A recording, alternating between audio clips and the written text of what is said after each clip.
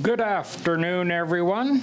I'd like to call to order Council meeting number 12 for Tuesday, June 3, 2025, and recognizing that we meet on the traditional territory of the LHTAKO DENE. Before I go to the business of the meeting, I'd just like to recognize, too, that this is BC Seniors Week, and 20% of BC's population are seniors over the age of 65. And Quesnel is proud to proclaim itself as a senior-friendly community. So with that, I will call the meeting to order and look for an approval of the agenda. We do not have any changes to the agenda, so a motion by Councillor McKelvey, seconded by Councillor Vick, to approve the agenda as circulated. We're all in favor? Opposed? Carried.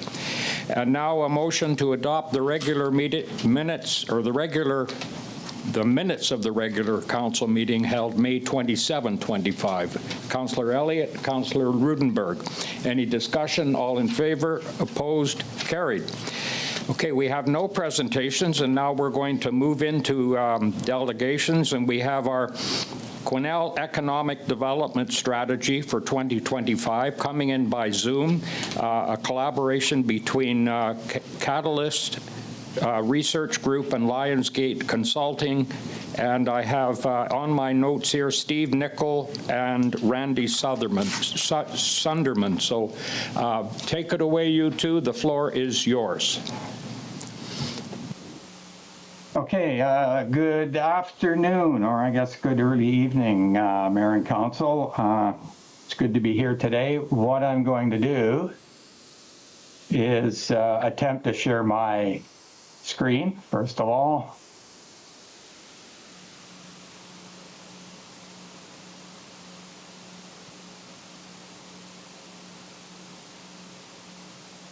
Yes, it's coming in bright. Way to go. Okay, good. Everybody can see that. Okay, so I'll just spend 10 minutes or so taking you through this presentation. We'll talk about sort of the lead up to the strategy itself, and then of course the strategy. So what's the rationale for this economic development strategy? Well, we have the shifting economic landscape. I'm going to talk a bit about that in another slide. We need to update our 2018 strategy. We're going on 7 years now, so it's been a while. And we need a work plan for the next 5 years. And we've also had quite a bit of change in other city planning efforts, so we need some alignment there as well. Just a few words on achievements since 2018. Let's start with destination development. There's been quite a bit happening there over the last 6 or 7 years. The waterfront plan, the MRDT, which is the hotel tax, of course. Our grant funding has been secured, event hosting, the change at LHTAKO DENE Park, wayfinding signage, hotel revitalization bylaw, and sector support. We've got the forestry think tank initiatives, the food hub funding and operations. We've got Minerals North, and also things happening with the folks at Blackwater Mine. And investment and resident attraction. We've got a relocation guide, pandemic business support team, of course, during the COVID pandemic, a workforce strategy, community marketing, healthcare recruitment, website enhancements, and regional labor market initiative. So quite a bit, obviously still lots to do. In terms of alignment with the city, we did have a close look at the official community plan, and also the corporate strategy, and also the individual departmental strategies, everything from the workforce development strategy to the waterfront plan and the infrastructure master plan. So this strategy is aligned upward with higher level strategies, a higher level strategic direction from the OCP and the corporate strategy, and also to make sure that we don't duplicate and we fit nicely with the other planning initiatives, and that sets up partnerships and opportunities to work together moving forward. So I just mentioned I would speak to economic challenges. Why, like, what is it that's the background for this particular economic development strategy? Some of this is old news. Other items are relatively new. But let's start with population and labor supply. So in Quesnel, we're growing, and we're forecast to grow a little bit in the future, but not to the BC average. So when we are dealing with low growth, it impacts things like our labor supply, and it's something, it's something we should be concerned with, that we should be aware of, and that in the economic development environment, that we make sure that we're addressing those issues as well as we can. The forest sector, timber supply and trade challenges. So let's start with timber supply. You all know that, we've had a crushing effect on our timber supply over the last 20, 30 years. If it's not the mountain pine beetle, it's forest fires and whatnot. The wood's farther out, it's more expensive to bring in. That has an impact on our key industry in this region. And of course, trade challenges between tariffs and duties, and a very pugnacious trading partner. It's a wonder the forest sector is even standing, but it is, and it will be there in the future, and it's core to our economic base. The agriculture sector, it's about achieving production and scale. Agriculture is not a big economic engine in Quesnel, but it's an important lifestyle sector. It's been around for a long time. We have expertise, we have resources, we can do more. The mining sector is about building local supply chains. Can we influence the global mining sector? No, we can't. Can we influence mineral prices? No, we can't.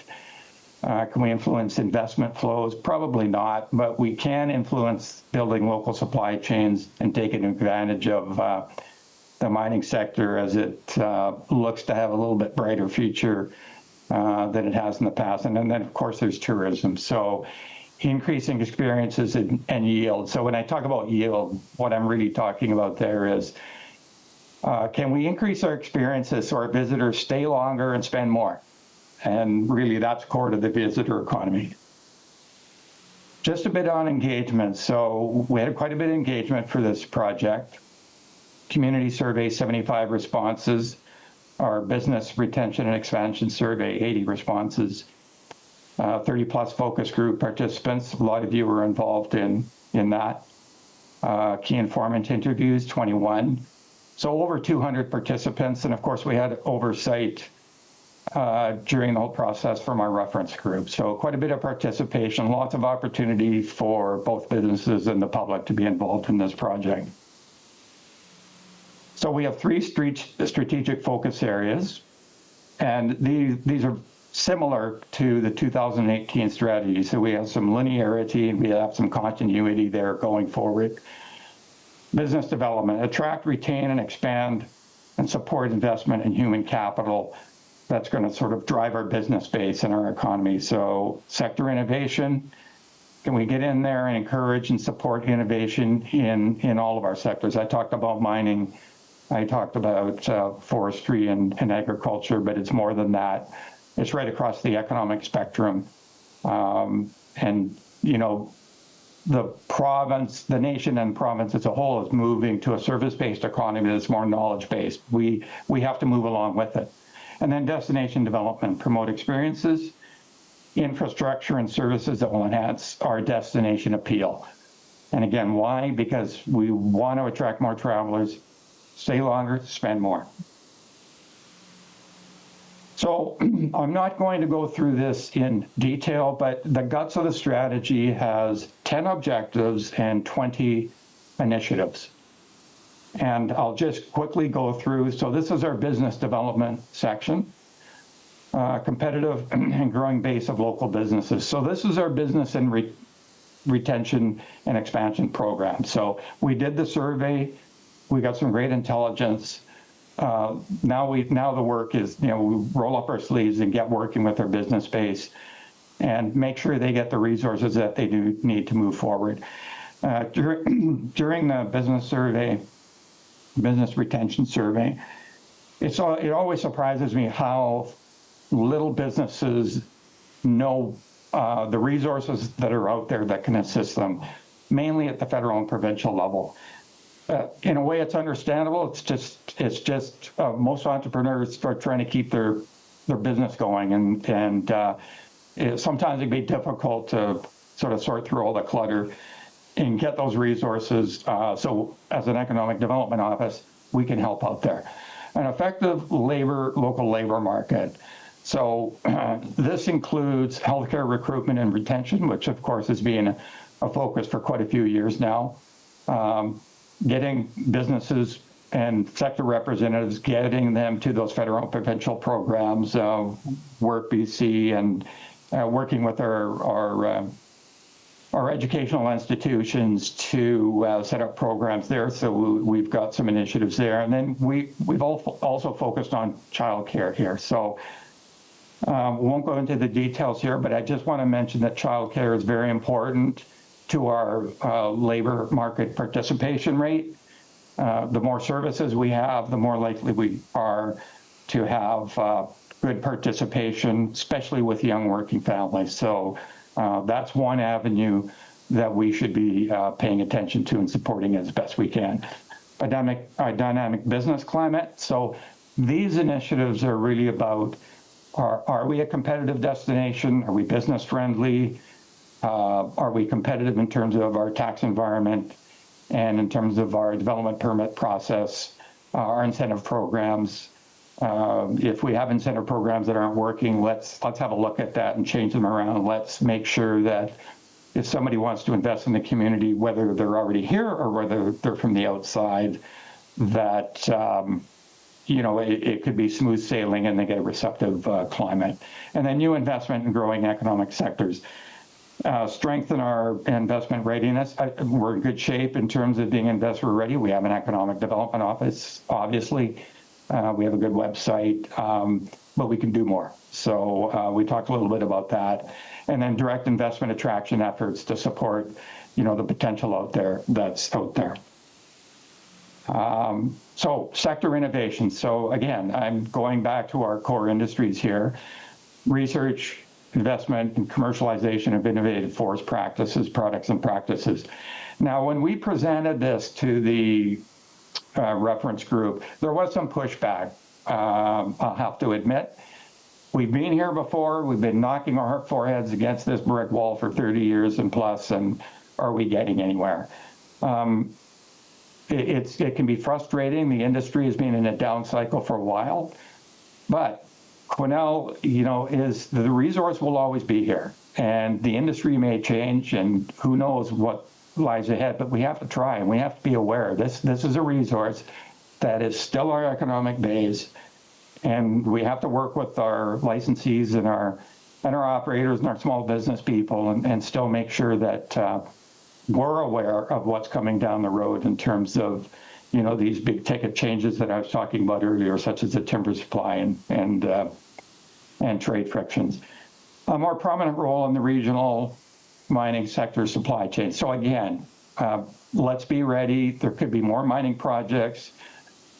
On the way in today, I was listening to EB's in Asia right now. He's really pumping the mining sector. The prospects look good for this sector, and we could be playing a better, a more prominent role in that, both in terms of getting our workers into these mining projects and getting our businesses into the supply chain. And then lastly, new small-scale agri-food capacity that meets local demand while developing export markets. And we've had some progress with the food hub and stuff and Sprout. We've had some setbacks, but we're going to be moving forward here, and so there's definitely things that we can do there to just raise the bar on agriculture. And finally, there's destination development. So I targeted tourism-related infrastructure and services. So here we're talking about the airport. Can we do more there? Can we do more with our trail networks? trails have, they tend to be dispersed. You don't really understand what's happening on them, so it maybe not register. But there is tremendous potential, and we've got to be thinking about products with our regional trails. They're great trails. We're not that far from the Lower Mainland or from Alberta. We can get folks in here to enjoy these trails, but we need to develop products a little bit more. I was up in Whistler on the weekend, and I saw unbelievable lineups at the ski lifts with mountain bikers from 6 to 65. There were thousands of people on that mountain. That's our market, and we can get them up here. A greater diversity of products and experiences, so I talked about that. First is the MRDT. There's things that we have to do there because, from our perspective, we're not getting enough mileage out of that. And we have local operators who are contributing to it, but we think more could be done there. And then, of course, product and package development. Again, can we give our visitors a better reason to stay longer? We can't just ask them to stay longer. We have to give them a reason to stay longer and to spend more. And then finally, a longer and more diverse events and festival seasons. So the nice thing about events and festivals is you can pick up a calendar and you can decide when they're going to be. And it's a great way to extend. We've got a highly concentrated visitor season, as you're all aware. It's 8 to 10 weeks, and then it drops off. So we would like to see events and festivals sort of contribute to those new experiences on the margins, on their shoulder seasons. And so we got some suggestions there. And that's the guts of the strategy. So I'd be happy to answer any questions. Randy can pipe in if required. So back to you. Okay, thank you, Steve. I'm going to now open the floor to questions to the consultants or comments. Go ahead, Councillor Elliott. Thank you very much for the report. It's very extensive. There's a lot of things in there, obviously, that we're very well aware of. I won't touch on too many things, but one of the things I did want to discuss or just thank you for is recognizing the challenges that we're having with the MRDT. This is a challenge that's been going on for, I don't know, a decade since I've been involved, longer than that, actually. But yeah, we need to be able to leverage some of that power that they have to our area, and it seems like it's just me that's always saying it. So I'm glad that you've recognized it. It is appreciated. The 8 to 10 weeks and festival season, things like that. I get what you're saying. It's something that we've tried in the past before. It's hard, but I think another focus can be in the winter as well. We've got great facilities as Troll and Hallis Lake, and you mentioned, mountain biking in Whistler. You're not wrong. Those are some of our people too that we can get up here for our assets as far as the trails. But I think that the winter is something that's opening up. I've got family that's going to be coming over from England to ski this winter, so I think it's an opportunity for us. But thank you very much for the report. It's appreciated. Okay, thank you, Councillor Elliott. Anyone else? Go ahead, Councillor Vick, and then Councillor Runge. Thank you, Mr. Mayor. Nice to see you again. Definitely, I'll echo your comments. We had some really good, robust discussion as we went through this process. And there were moments, certainly, where there was a little bit of headbanging going on with expecting a different result, but doing nothing different. But having said all that, we have to recognize we have certain things in our wheelhouse that we can leverage our expertises with, certainly maintaining our position with forestry. We have to keep our eye on that ball, even with the challenges. Certainly, destination development, we've already had some major investment in the community, but yes, we can do better and we can continue to push forward. And one area close to my heart was certainly our business development. And I certainly had good conversations through our sessions about how do we get the attention of entrepreneurs to slow down for 2 seconds, to pay attention to what's in front of them, to help them in their state of affairs at their local business. So I'm encouraged to see we have some opportunities with the Business Retention Expansion Survey that we will do yearly. It's important to keep our finger on the pulse of that sector. And also the business resource guide, having a hard copy of things, what businesses can access, rather than another email in a sea of emails. I think there's some value in that. So thank you for your work and your contribution of your team.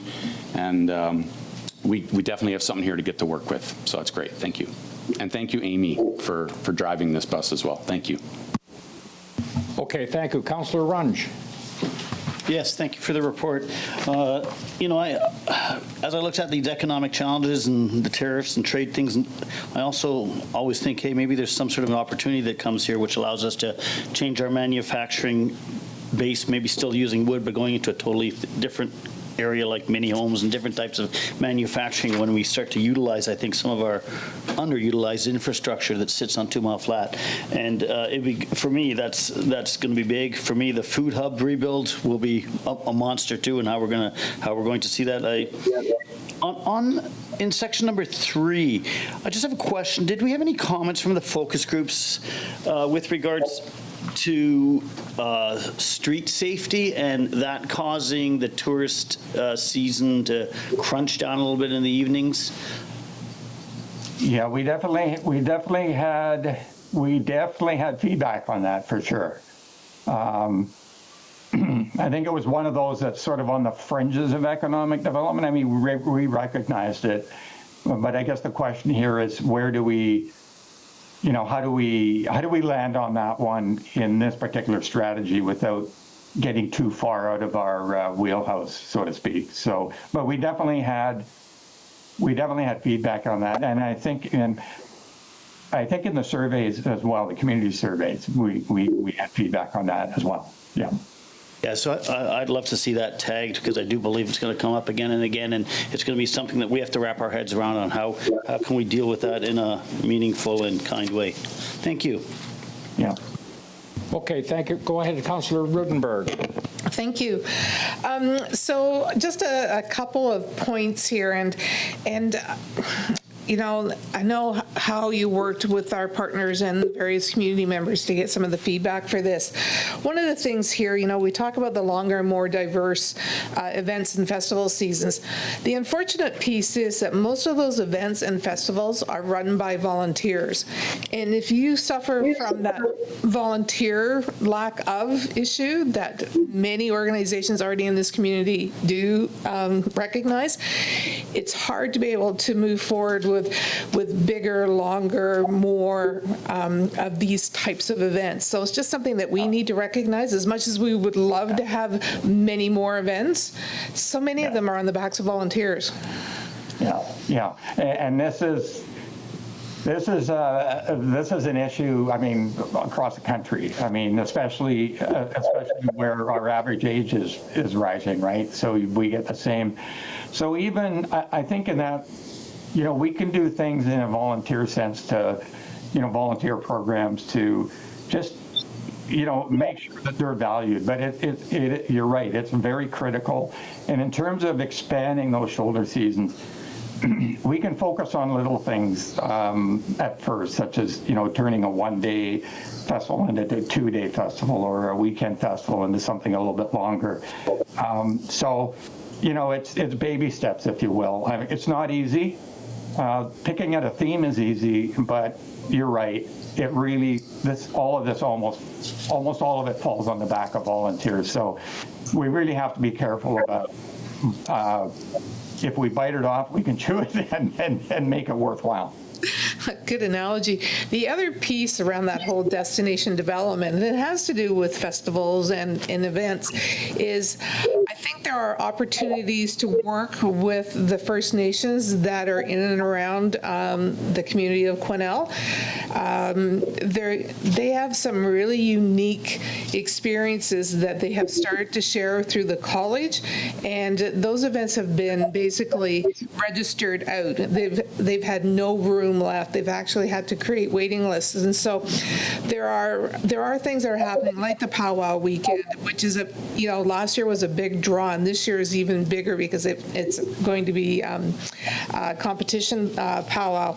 But I think that there are some opportunities to work there, whether it's through Indigenous Tourism BC or with our own First Nations, or with the First Nations here. But I think there are some opportunities around developing different diverse events. Right. And I think that's a very good point. Absolutely. The unfortunate thing is that our First Nations also have, capacity constraints as well.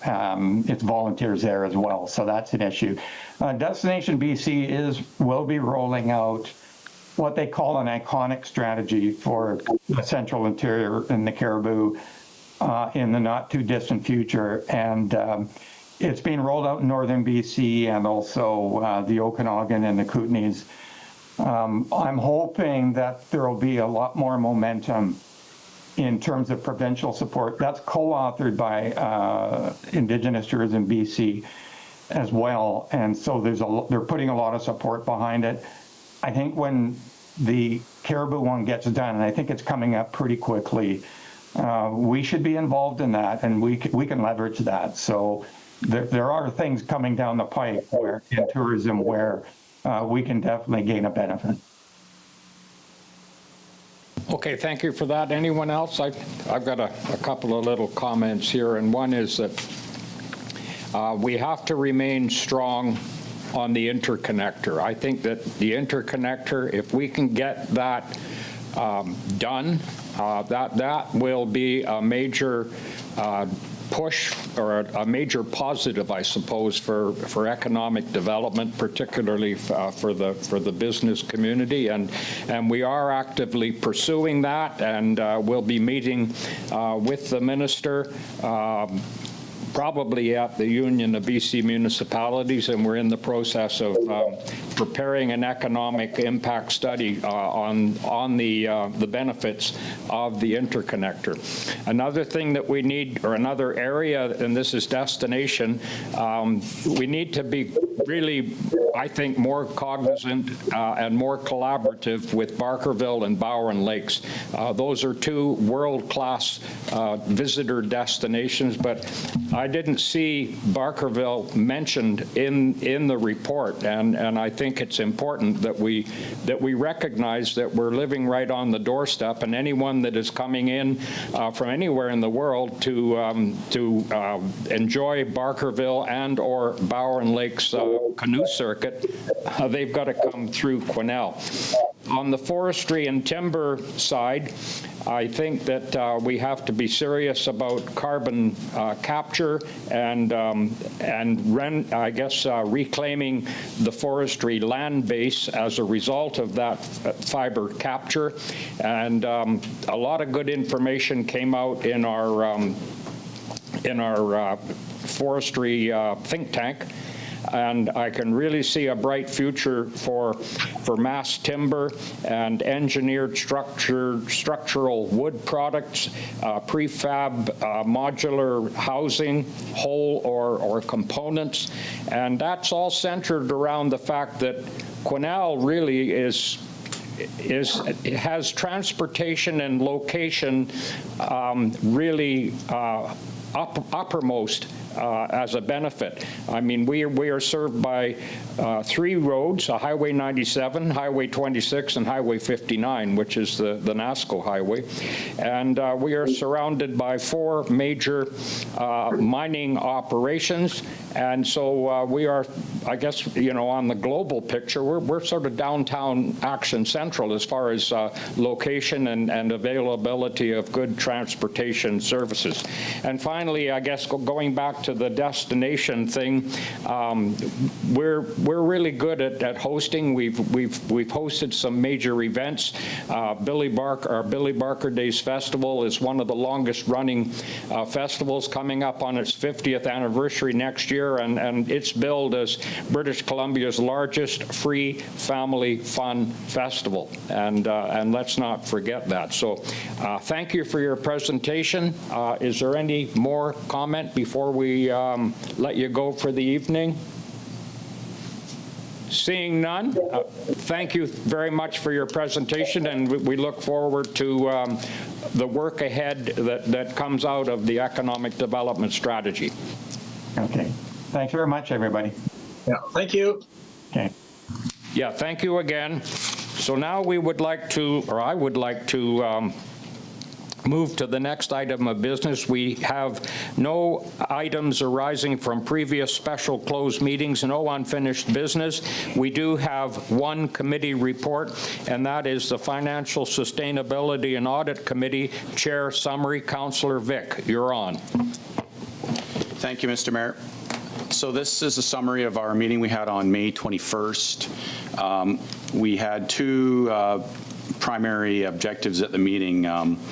We discussed two policies, one of which is a policy that frankly hasn't seen a lot of action in, I would say, close to a decade. But nonetheless, we have a policy to identify policies and revisit them periodically to make sure they're modern.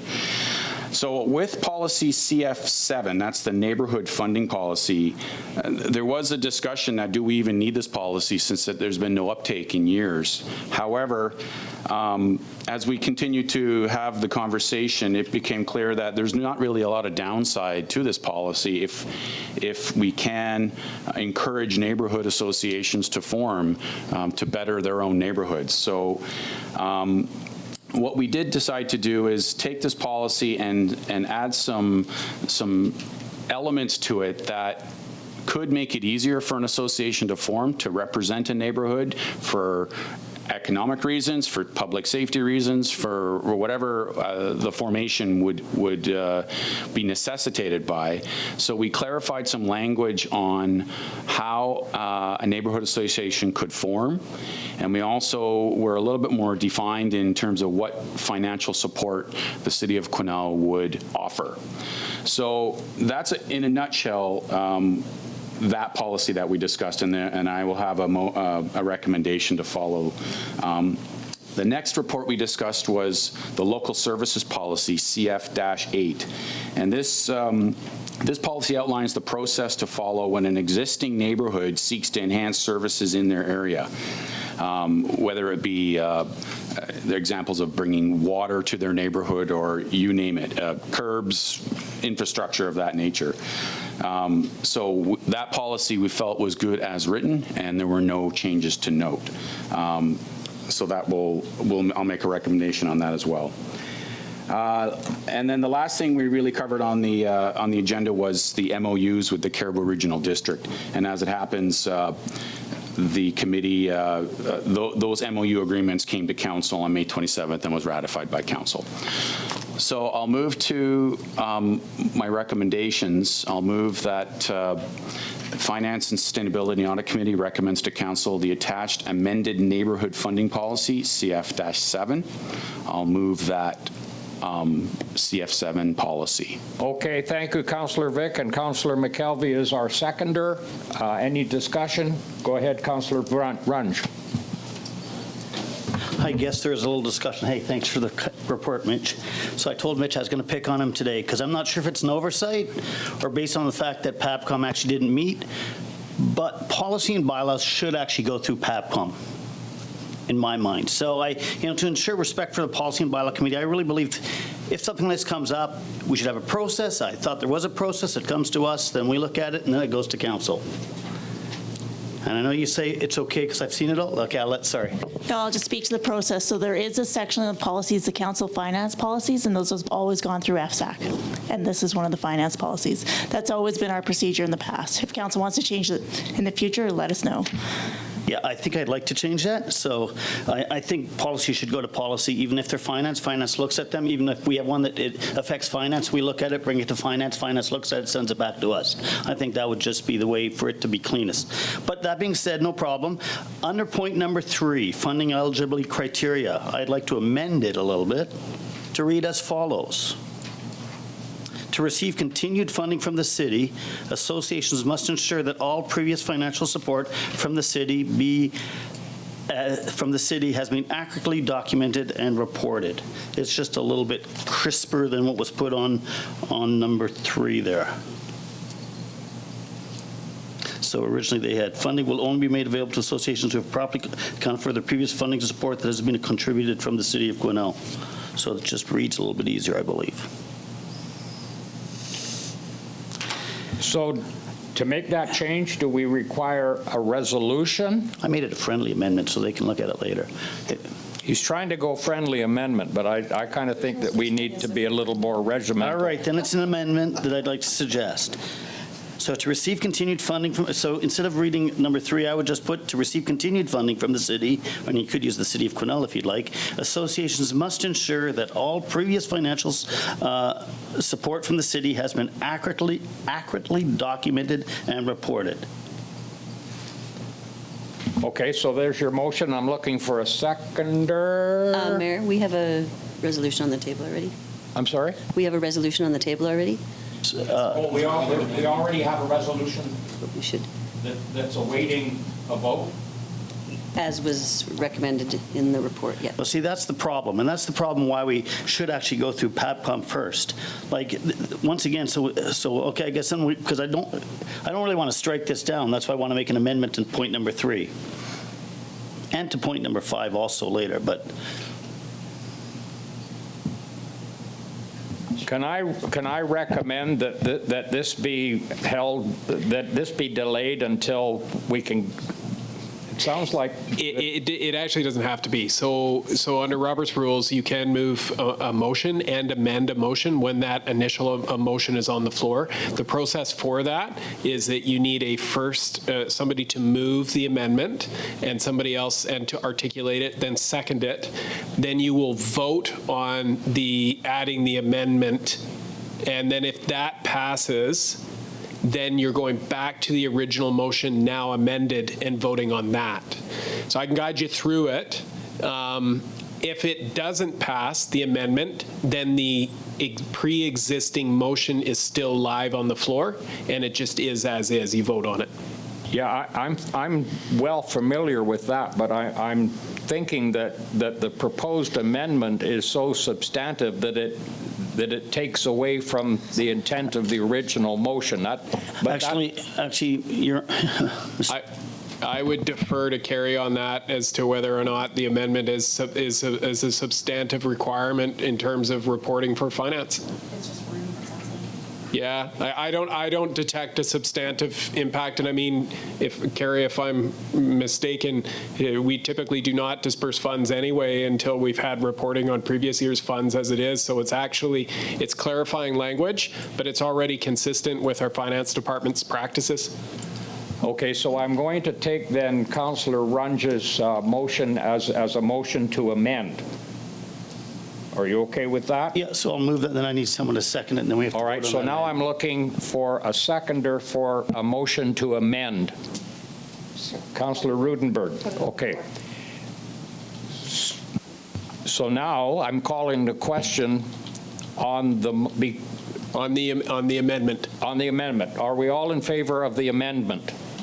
1, 2. Anybody opposed? Okay, that sounds like it's unanimous. Now I will call for the question on the motion. No, sorry, I've got something else still. Well, hold on. Oh, so, Are you amending the motion again? yes, I am. And actually, I'm not amending the motion, I'm just amending the wording. The motion is, it's going to be the same, just the wording is going to be Can adjusted. we capture It will capture the exact same thing. Okay, then if it's immaterial to the motion that's already on the floor and it's captured in the spirit of it, you don't need to amend it again because we'll clarify the language with you afterwards. Yeah, we can work the wording. We know what the intent is. Actually, thank you. And then I just have a question then to point number 5. Because when we talk about neighborhood associations must demonstrate that they are nonprofit societies or can demonstrate support of their neighborhood with the support of at least 20 people from that area. If we had a cul-de-sac or just a seniors complex that had 24 homes in it, could that become a new association? So could we run into the situation where we have many associations that all use little $1,000 amounts from it? I'm going to Councillor Rudenberg now.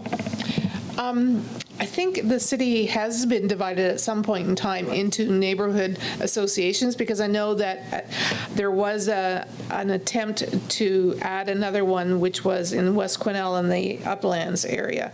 So I think there are maps already that define the neighborhoods, but correct me if I'm wrong. Right.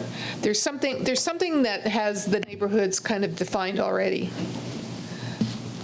Go. I would say the OCP is the only spot where we kind of define the neighborhoods. But I would say that they may be a little inconsistent with the neighborhood association, so that might be something very well to look at and clean up in this OCP amendment. The one thing I'll say to it is I think I understand, Councillor Runge, the spirit in which you're coming forward on that question, and it's an important one. I would just remind Council that no one has taken advantage of this policy for a decade. So, you know, if this did become an issue where it became a draw on the city's finances beyond what Council had originally intended, I mean, certainly it's not going to go beyond budget because budget's approved and we're locked into that, then we would flag that and bring it back to PABCOM and FSAC for a review.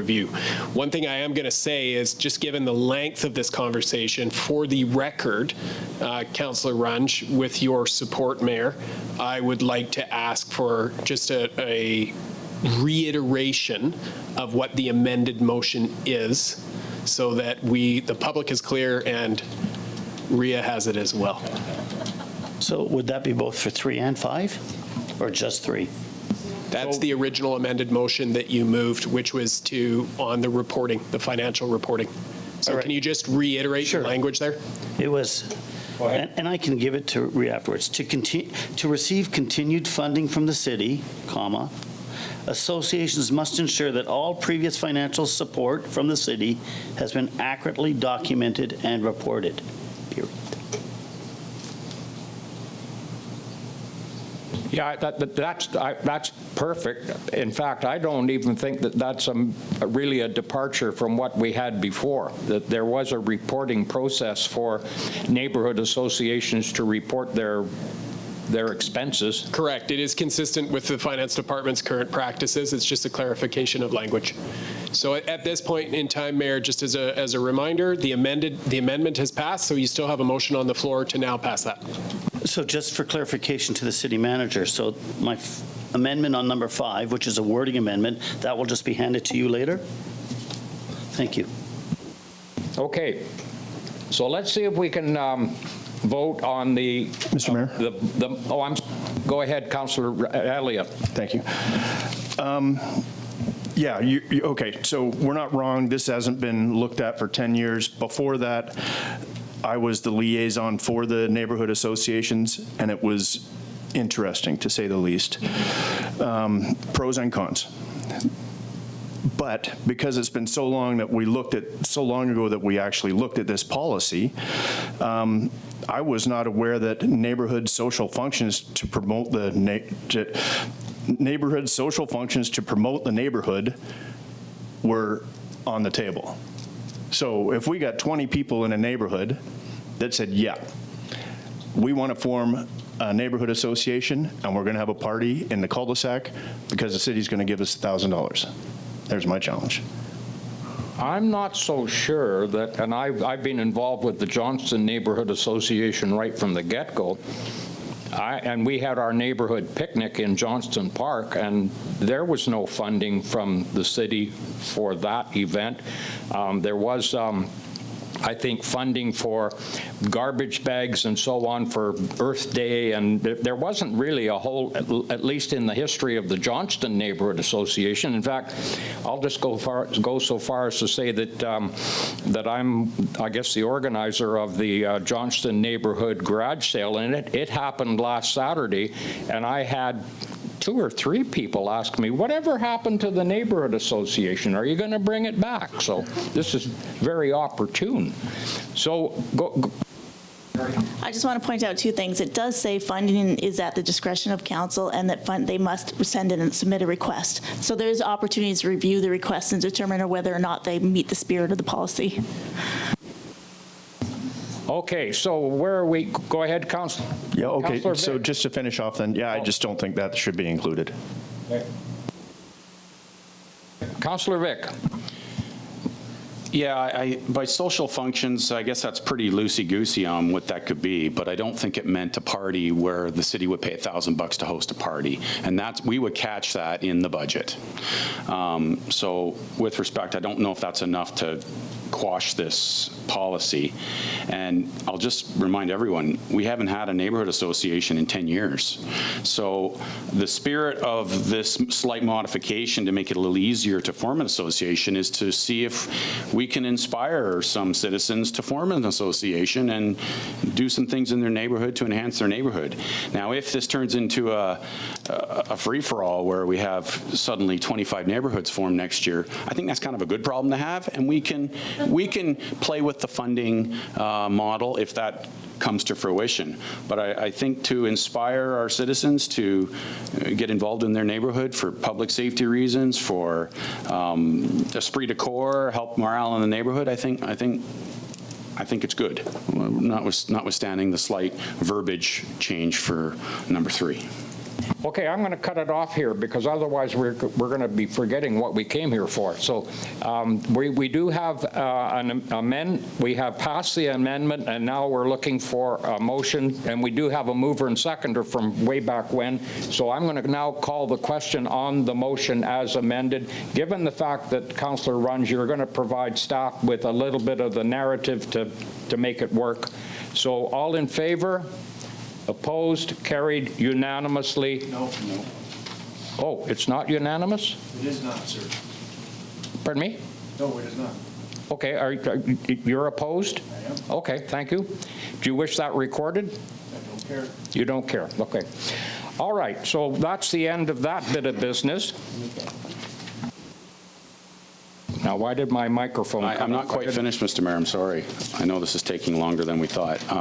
I'd like to move policy that Finance Sustainability Audit Committee recommends to Council the attached Local Services Policy CF8. I'd like to move that. I'm sorry about that. I thought we'd already done that. So you're moving it, and who is seconding? Councillor McKelvey is your seconder. Are we all in favor? Go ahead, Councillor Runge. Thank you. I just have a question, and I guess the question will be to Carrie. Carrie, I haven't looked at this policy forever. I don't even remember ever looking at it. I just want to make sure, well, other than for this meeting, I just want to make sure that all the groups, like the Municipal Finance Authority, still has a 10-year rate, or if they've gone to 5, or if all those things are up to snuff, then it's absolutely no problem. I just want to make sure that you take a peek at that if all the names are still correct. Thank you. Okay, so we have mover and seconder on that one, which is policy CF8. Any more discussion? Are we all in favor? Opposed? Carried? You're okay down there, Councillor Elliott? Thank you, thank you. Okay, so that's the end of committee reports. Now we're going to go, we have no council reports and discussion items. Now we're going to go to city staff reports, admin report 60/25, Quesnel Economic Development Strategy, Manager Reid to report. Thank you. So the purpose of the report is to receive direction from council to move forward with the implementation of the Quesnel Economic Development Strategy. As you heard earlier, the new economic development strategy builds on the work completed from the previous strategy from 2018 to 2024. With updated pillars and initiatives, the strategy provides a framework to inform the work plan for economic development staff over the next 5 years. Implementation of the strategy will require working closely with other departments and community partners to achieve the 10 outlined objectives objectives through 20 initiatives. Key actions, partners, resources, and suggested timing are outlined for each initiative in the strategy. The strategy received input from more than 200 community members through surveys, interviews, and focus groups. And the reference group, a special thank you to them for providing important input prior to the consultation stage, after the completion of the consultation, and by reviewing the draft report prior to this presentation to Council. So the recommendation is that Quesnel City Council endorses the Quesnel Economic Development Strategy and directs staff to work towards implementation of the initiatives outlined in the strategy and to pursue funding opportunities to support these initiatives as they become available. Okay, that's moved by Councillor Rudenberg, seconded by Councillor Goulet. Any discussion before we vote on it? This is a very important document, right up there with official community plan and strategic plan. It's a guiding document that, go ahead, Councillor Elliott. Finished. Yeah, I thank Amy for all the work that she's done on this, and I'm hoping that some of the comments that were made earlier would be incorporated into. I've made some notes, yeah. Perfect. Thank you very much. Go ahead, Councillor Runge. Yeah, and thanks for the report, Amy. I'm hoping that there's room in this report, given that things are changing so quickly out there, that if we had to change, we might modify it a little bit. You know, I always think about, as I'm looking at how quickly AI has changed in the last couple of years, and, you know, the tools that are now available for you guys to even, you know, to do even greater stuff, right, that maybe that things might happen. Wonderful report. Thank you. Thanks. Yeah, and I think the action plan it's fluid, right? And we saw that with our previous strategy as well. We're working towards these objectives, but how we achieve them might change over time. Okay, thank you. We're ready to vote. I don't see any other hands up, so are we all in favor? Opposed? Carried. Okay, the next city staff report is Admin Report 5825, Development Variance Permit Request 3760, Gook Road, Garage Siting Variance. Director Turner to report. Thank you, Mayor. Again, the purpose of this report is to review the siting of an accessory building at 3760 Gook Road. The property owner is proposing to construct a detached shop in front of the principal building. The zoning bylaw requires that accessory buildings are located behind principal buildings in residential zones. A variance, therefore, to construct the building is required and has been requested. This lot is a large lot in which the proposed siting of the structure will not impact the form and character of the property or surrounding area, and as such, staff is recommending this. Some additional details of recommendation are provided under the variance section. We're going to go right into the recommendation that Council vary Section 4.8.3 of the City of Quesnel Zoning Bylaw 1880 to allow construction of an accessory building in front of the principal building on Lot A, District Lot 6677, Caribou District Plan 6381, except Plan 32517. Okay, that's good. And you're going to make that little typo spelling mistake in there. You got principal with DLE. Oh. Go ahead. Are you moving, Councillor Elliott? And who's seconding? Councillor Rudenberg is seconding. Any discussion? Are we all in favor? Opposed? Carried. Thank you for that one. The next one is Admin Report 5925, Union of BC Municipalities Convention, Provincial Meeting Appointment Request, City Manager Mackay to report. Yeah, thank you for that, Mr. Mayor and Council. I actually just want to recognize Laura, who wrote this report. I didn't even write it, so this is her handiwork that pulled it all together. I had very little to do with it, but as you can see here, based on our review of the strategic and operational plan, we put forward 4 recommendations for meeting requests for items that are of high value for us. Number 1 on that list is the Highway 97 interconnector. The second is moving forward with eventual development of the Quesnel Junior School lands. The Dragon Mountain fuel treatment issue would be number 3. And then with Ministry of Forests, the continued advancement of our forestry think tank innovation center through the commercialization engine, which was largely where the think tank ended as its next step recommendation coming out of those 2 days of gathering and working with those partners there. So happy to take take any questions or recommendations. These are your meetings. They're not our meetings. So if we're missing something, please let us know now or in the coming days, and we can plug that in as a request. Okay, thank you for that. I'm going to come to you in a moment. I've just got one little tweak there in that we want to be clear that we are asking for ministerial meetings, and in the event that we cannot meet with the minister, then we would obviously be asking to meet with ministry senior staff. Is that how that works? Yes, sir. Okay, thank you. Now I'm going to go to Councillor Runge. Yes, thank you. It's great to see all these things. I would love to see our strategic priority, health and safety, being covered a little more, and I'll speak to that later. It kind of jumps ahead. I was under the understanding that we were looking at, we prioritize community safety and the well-being of our residents. I really think we should be talking about how the province is moving forward, or changes to the vulnerable population, and how they can support us, or we can support them to move forward in that area. And it's missing also in the other part of the report. So I'll just do it. I think that's really, really important. If we can get someone to listen, I think. Yeah, great things. Go ahead, City Manager. Just a point of clarification, Councillor Runge. Are you looking to, with that, because that's a broad topic, and it is something we can discuss at the Governance and Strategy Committee if you want to refer it there. But a question I have immediately to that is, I don't disagree. However, we should be strategic in where we target. So if we're targeting around criminal code and policing, then it should be Solicitor General. If we're talking about children and youth, it should be MCFD. So that's my question is can you elaborate and give a sense of what your priority would be in there for us to advocate? Or again, if it's Crown, then it's Attorney General.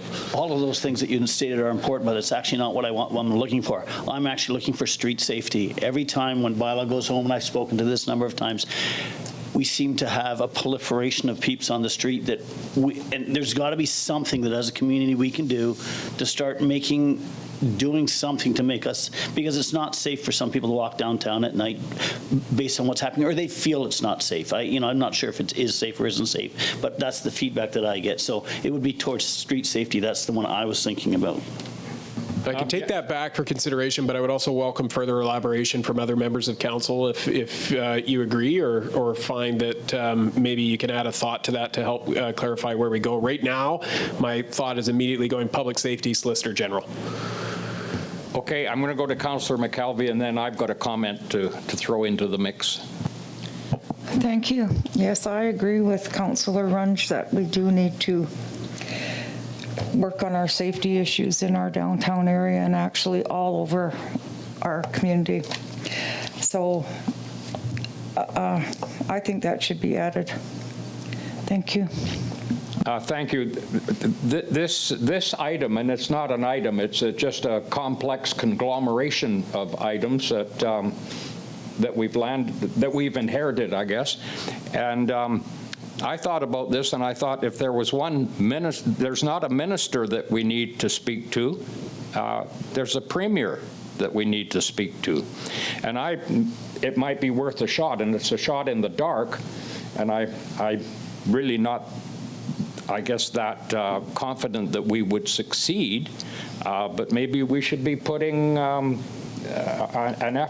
forth an effort to meet with the Premier on this complex conglomeration of social and societal issues that we're plagued with. And we had another one today that came to light.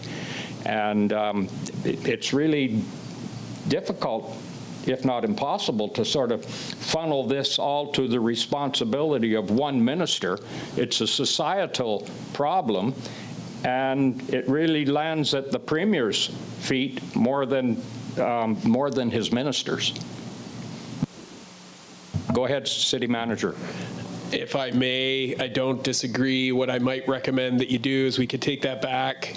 We can certainly request a meeting with the Premier's office on the topic of public safety and street safety and talk about what our experiences have been in Quesnel. I would always recommend that if we do that, we focus on the areas that are within provincial jurisdiction where we feel that there is a solution from either a resourcing or a legislative change that can actually solve it. So that would be a direction from council back to staff to do that research and clarify over the next couple of of months, we might want to request a meeting and say Premier first, Solicitor General second. But what I might recommend to you as council is to reach out to your colleagues in the City of Prince George, City of Williams Lake, 100 Mile House, and the Regional District and see if they are interested in a joint meeting. And have multiple local governments approach the Premier's office and say, this is the experience that we're having in the central interior amidst a consolidation in the forestry sector and rising house prices and an inability to get people housed quickly. And if we articulate it around that with some potential recommendations and come at it as a whole of the interior, we might have more ability to get that meeting and have an impact. But that's a political piece, so I would leave that with council. We can do the preparation in behind. I think that collective concern will actually be the Union of BC Municipalities Convention itself. I can pretty well guarantee that. Councillor Rudenberg. There is always strength in numbers, especially if you want to go and talk to the Premier, because this time is very limited. So we might want to look at the suggestion that our city manager has given us. And we definitely can't just go in there whining and complaining, because that's not what they want to hear from us. They want very clear, concise issues, how we can help. Thank you for what you've given us already, but we know we need this, this, and this, or this, But we need to be very clear and concise on what the issue is and how we think it can be solved. And I really do think that we should think about, talking to 100 Mile, Williams Lake, Prince George. Just because we're a part of that corridor piece, there's always, like I say, it's always better in numbers. I think it speaks to the bigger problem. I agree with that, and I'll take it upon myself to actually touch base with those mayors. I guess we have to draw the line somewhere, but certainly the mayors of possibly even some of the more other municipalities in the north central region. I know they've got problems. My hometown is Fort St. John, and I know there's problems up there as well. So maybe it might be a sort of a coalition of mayors that are that share these same concerns. So. True enough. I'll take that upon myself. Council? I don't think that this will be a non-issue at UBCM. This will be probably taking up a lot of time and energy, whether it's through sessions or speakers or whatever. So I don't think it's going to get lost in the UBCM thing. There will probably be several different sessions on different aspects of what concerns our community. Councillor Vic. To Councillor Rudenberg's point, it's going to get a lot of attention at UBCM. Would there be any value in trying to spearhead this collaborative effort prior to UBCM? Maybe we could have a more of a deliberate conversation that's not got the backdrop of UBCM sort of monopolizing everyone's time. I suppose. City Manager? What was I going to say? It was very elegant. Now I can't remember it. Mr. Mayor, go ahead. I'll let my thought come back to me. Sounds like you were having. Sounds like you were having a Ron Paul movement moment. Yeah, you're rubbing off on me. What I was going to say to you is that to Councillor Vic's point, if you can advance this politically quickly and get almost like a litmus test from some of your colleagues around the region, if they're interested, then staff can be directed in the background to work together to actually pull the information together and perhaps actually request some advocacy in advance of UBCM or at UBCM. So you sort of kill two birds with one stone. One piece of advice I would give to you is you are correct. This issue is going to be front and center at UBCM, but it's going to be largely dominated by the large urban metropolitan. And so what we need to articulate as central and northern BC is that our situation is different because the solution to street disorder and all those issues in the lower mainland is going to be much different than up here. And we can't get lost in that because from a provincial government perspective, it will be, if you're hearing the same thing from everybody, you're going to focus on where the greatest population, the greatest numbers and impact is, and that's going to be the lower mainland and the capital region. The articulation I think we need to go after is we have a unique challenge in the north because of our distance, the relative poverty of our population, the rise in addiction emissions-related issues in northern BC compared to elsewhere, but also industry consolidation that is further hastening these challenges. So if we can articulate a message around that actually we need to be dealt with a little bit differently, then I think you got a better chance of getting a listening ear. That was my elegant thought, Your Worship. Thank you for that. Yeah, so I'm going to start off by calling my friend Scotty Nelson down in Williams Lake and maybe get some idea as to, you know, if there's an opportunity to have a, you know, even a Zoom meeting or a Teams meeting. Go ahead, Councillor Rudenberg. I'm sorry. Just because we want to have the support of their entire council, perhaps a conversation with the mayor first. If I may humbly suggest, I hear you. Speak with the mayors After first. I said that. Okay. Just because you don't want all of a sudden them going and whatever they want to say. The other piece is I think that Prince George has already done a trip down to Victoria, so they may not be all gung-ho about joining this group, but that's okay because there are other opportunities for us or another community perhaps that would be interested in joining us. So not to be discouraged if you hit up Prince George and they go, no thanks, we've already done it. Yeah, and I'm not thinking of a physical meeting, but a Teams meeting, and just to get the ball rolling. Okay, so thank you for that. And also, it's you know, interesting to note that the Save Our Streets Coalition in Greater Vancouver was founded by a Quesnel boy, Jess Ketchum, and I'm in contact with Jess every once in a while, so I might give him a call and just see if there's anything that SOS can offer to us. Okay, so do we need a motion on that? There's no. Yeah, so there is a recommendation. I got it. Okay, so I need a motion, or I need a moved Councillor Elliott, or pardon me, Councillor Runge, seconded Councillor Vic, to move the recommendation. You're all familiar with. Go ahead, Councillor Runge. And adding that safety section. Yeah. Okay, so we have a mover and a seconder. Any discussion? Can we vote on it? All in favor? Opposed? Carried. Okay. Over the page. One moment. So the next item is correspondence, and we have a letter from the Ministry of Housing and Municipal Affairs, webinar feedback request, proposed legislative changes to council meetings. And we don't need that letter read into the record. Is there someone from staff that wants to sort of kick that into gear? Go ahead, Rhea. I just brought it forward. I'm registered for the webinar on June 12th at 10 a.m. in the Fraser Room if any council would like to join. They're just looking at additional closed options that will give us liberty in First Nations meetings. I'm following this very closely, and there are a couple of dates that we've been offered for webinars on this, and I think, too, that this will be a subject of discussion. There may maybe even be a workshop at UBCM.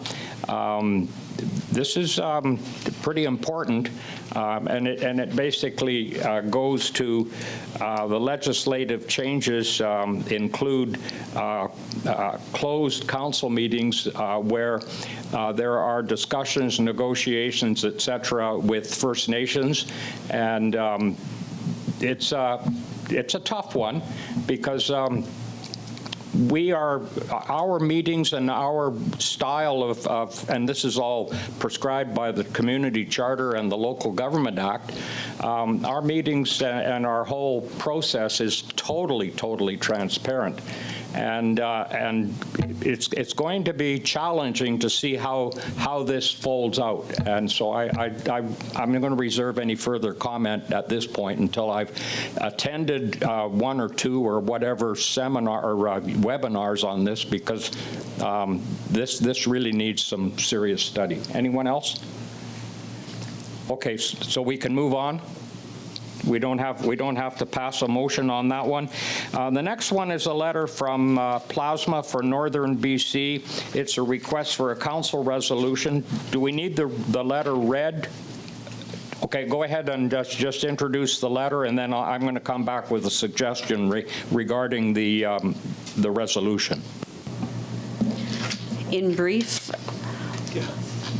on behalf of our blood counts, we're requesting the City of Quesnel support and principle for the establishment of a Northern BC Blood Plasma Donor Center in Prince George.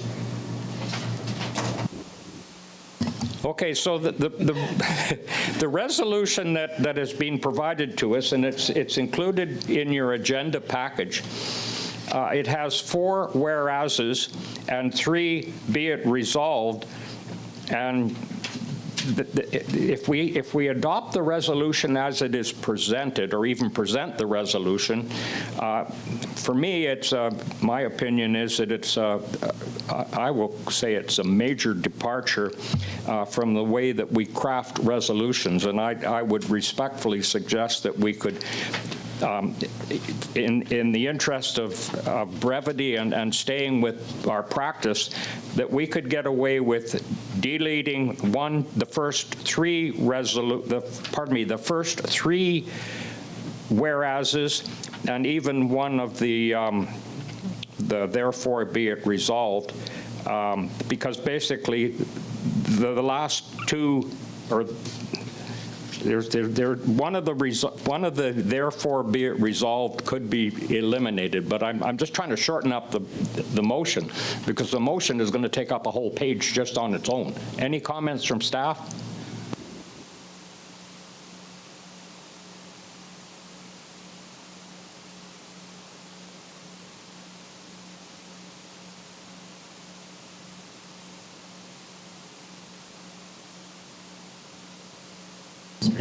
Okay, I'm going to go to Councillor Runge to... So we'll let sorry. Go ahead. I was just going to say that it's in the past we have just brought forward someone's resolution that they forward to us and done a certified resolution for them, because that's the resolution they've requested. Yeah, this is a resolution that they have requested, but we certainly don't have to, I'm going to come to you in a moment, I'm going to come to Councillor Rudenberg. We certainly don't have to include all of those whereases. I mean, the meat and potatoes is right in basically the last whereas, or the last be it resolved. Go ahead, I'm going to go to, I have one over here. I'm going to go to Councillor Runge, Councillor Rudenberg, and then Councillor Elliott. So I would absolutely agree with you. I would actually just use the whereas, the return of plasma services to Northern BC to enhance Canada's self-sufficiency, and therefore be it resolved that the Council of Quesnel. Those 2 would be all that I'd add into our letter, saying that we support them. I wouldn't add the other 3 above and the last 2 in the bottom. It's just those are pushing past what we do as a council, I think, normally. Okay, so so your recommendation is the last whereas, and which therefore... The last whereas and the first therefore. Okay, thank you. That's all I need. Then I'm going to go to, was it Councillor Vic had a comment? No, Councillor Rudenberg. So this isn't like we're presenting this to UBCM or NCLGA. They're just asking us to say, yes, we like this resolution, and ship it off to the Honorable Josie Osborne, Minister of Health. So it's really no sweat off our noses to cut and paste this, send it in a letter saying, as per a request from our blood counts, here's our resolution that council supports. I mean, the last one, I don't know why they put that in there. Like, you know, if you're going to do up a resolution, you should send it to the Minister of Health. I don't know why they put that in there as a result. It is not a well-written resolution, but if we're supporting them, let's just support them instead of making, like, just cut and paste and send it.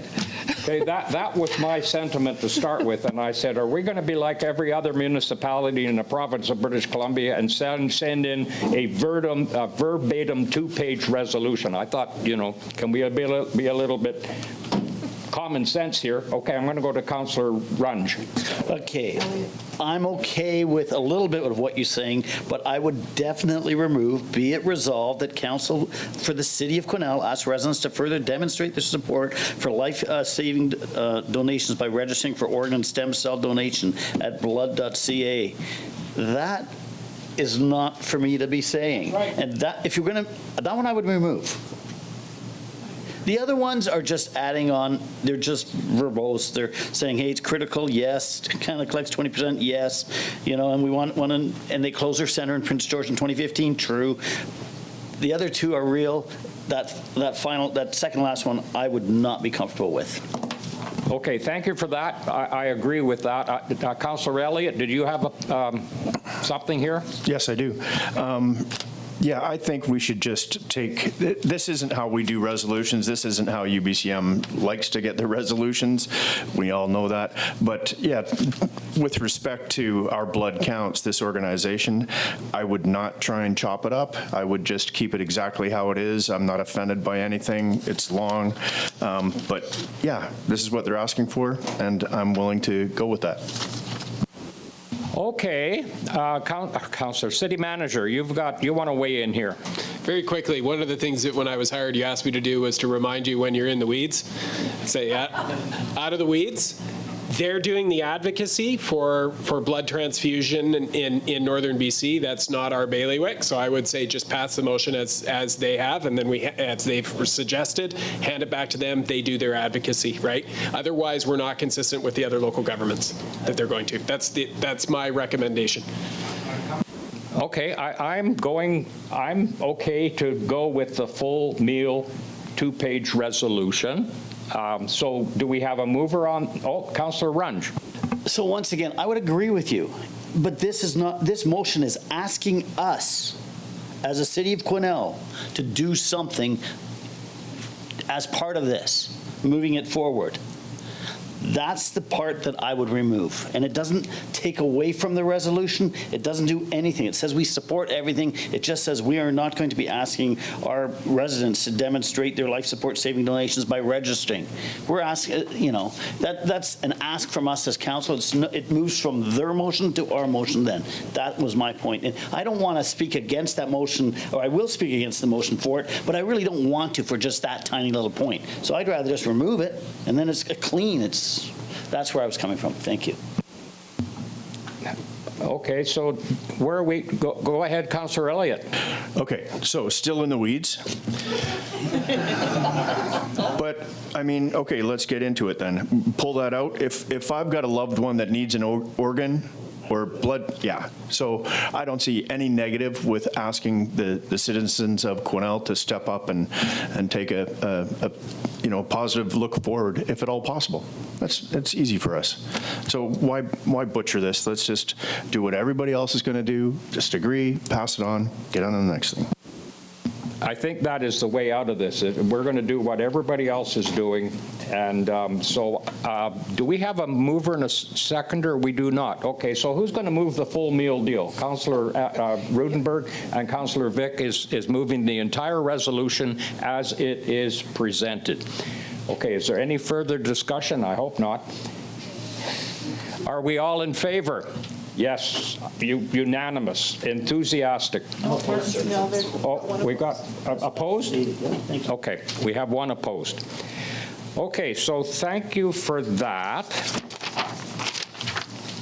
Now we have no bylaws, no new business, information and question period, no changes to upcoming meeting schedule, no changes to committee appointments, any announcements and events from council. Councillor Goulet. Thank you, Mr. Chair. Thank you, Mr. Mayor. So I just want to acknowledge that June is National Indigenous History Month in Canada. So it's an opportunity for us to learn and about the unique cultures, traditions, and experiences of First Nations, Métis, and Inuit, who are all living and are all have their stories, their achievements, their resilience, and who have lived on this land since time immemorial, and whose presence continues to impact the evolving Canadian system and where we want to go. So I have some notes here. The House of Commons designated June as National Aboriginal History Month in 2009. The name was then changed to National Indigenous History Month in 2017. So the House of Commons has actually earmarked the month of June for National Indigenous History Month. So the best way to gain a deeper understanding of the cultures and the First Nations, Inuit and Métis is to take in shows, listen to their stories, listen to their voice, and enjoy the storytelling. So by attending shows, watching a movie, or listening to music from Indigenous artists. And I also want my celebration is June 21st is National Indigenous Peoples Day at LHTAKO Park from 10 till 2. There will be an event happening there. All are welcome. Everyone's afforded to come down and have a good time at the LHTAKO Park. Okay, just a question to Amy. Do those two events find their way onto the Tourism Quesnel events page? So any event organizer can put their event onto the page, and I think that they're already there, but if they're not, they can be added. And I know that visitor center staff are scanning all the time, so if they see events, they put them on there as well. So as long as they're out there, they usually make their way onto the Yeah, okay, because I think that's important. I mean, that's sort of the go-to place, virtual website to find out what's I use it a lot, but I don't remember seeing it there, but maybe I didn't scroll ahead far enough to see it. So, okay, so Councillor Rudenberg. Thank you. I'm surprised that my colleague over here didn't remind people, Snotty Nose Res Kids this weekend, Saturday at the West Fraser Centre. I had a meeting this morning for agenda prep for joint planning, and ticket sales have started to amp up this week once again. So looking forward to a really interesting concert. You know, it may not be your kind of music, but if we don't support concerts like this, then we won't get the kind of concert you want to here. So just putting that out there to the community. Look forward to seeing everybody there on Saturday. Thank you. Okay, well done. Is there anything more? Oh, Councillor Elliott, yes. Still here. Sorry, I saw your hand about a half an hour ago. Yeah, I recognize that. Yeah, so thank you very much, Tony, for that. That crossed that off my list. It's extremely important. And to Councillor Rudenberg, because that's a great segue, right? So those are two that I don't have to discuss. I'm hoping that everyone has their tickets for Snotty Nose Res Kids. Even if you can't go, we've got to support, as Councillor Rudenberg says. You know, if we don't hit this one out of the park, we may not get another chance at it. And these are wonderful performers. It's going to be a blast. I could ask for a show of hands on who has tickets, but that could be embarrassing. Also, June is Pride Month, so let's keep that in mind as well. On Saturday the 14th, there's a parade through Quesnel that's always a lot of fun. And immediately after that, we're going to party in the park. I'll be spinning some tunes. On the night before, actually, is the teen night. So that was a lot of fun, apparently, last year. And then after, on the 14th, on the Saturday night, there's an adult party at Itchen Hall now, I think they're calling it. It used to be the Old Elks Hall. So I'll be spinning there as well. The theme is Enchanted Forests. So I've downloaded as much enchanted music as I possibly could. If I can get some help on that, that'd be great. But yeah, Pride Month, the party in the park, and then the adults thing. So hope everybody can attend and have some fun. Thank you. Okay, go ahead, Councillor Vic. Not so fast, Mr. Mayor. I just wanted to ask maybe Councillor Elliott or staff, when is the, just a reminder to community, when is the official flag raising for Pride? I believe that's noon on the Saturday. As soon as all of the parade funnels down, and it was amazing last year. There were hundreds of people in the parade, all dressed up and having a blast. So immediately after that, everybody will be called to look at the stage and the flag. So I think it's at noon. Okay, but just follow the parade. You can't miss it. Okay, are we looking for a motion? I'm now looking for a motion for an adjournment. So that is moved by Councillor Elliott, seconded by Councillor McKelvey. Are we all in favor of that one? Mr. Mayor, gallery questions. Oh, all right. I'm sorry. Gallery question. You're absolutely right. And there's no hockey. Come on up. There's no hockey game tonight. So.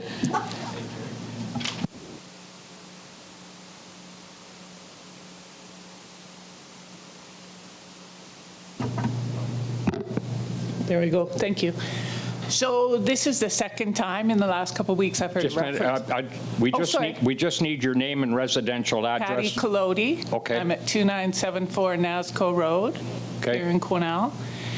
Twice in the last couple of weeks, I've heard a reference to working with First Nations. You got meetings coming up this month, and now tonight you want to talk to them about having events to draw people to the area.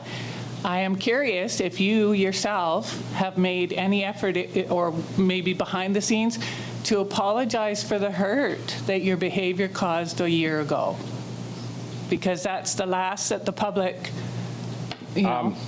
We are moving ahead with reparations of our relationship with, we've already had a meeting with NASCO, and there's a meeting with LHTAKO that is, I think, on the docket now. So we are moving ahead. Does that include any kind of insight from yourself on how your behavior hurt them? I'm not so sure that I'm not so sure what kind of behavior you're referring to. And therein lies the problem. I guess that's wherein lies the problem. So thank you. Good luck to everyone in the getting with them. They're a valuable part.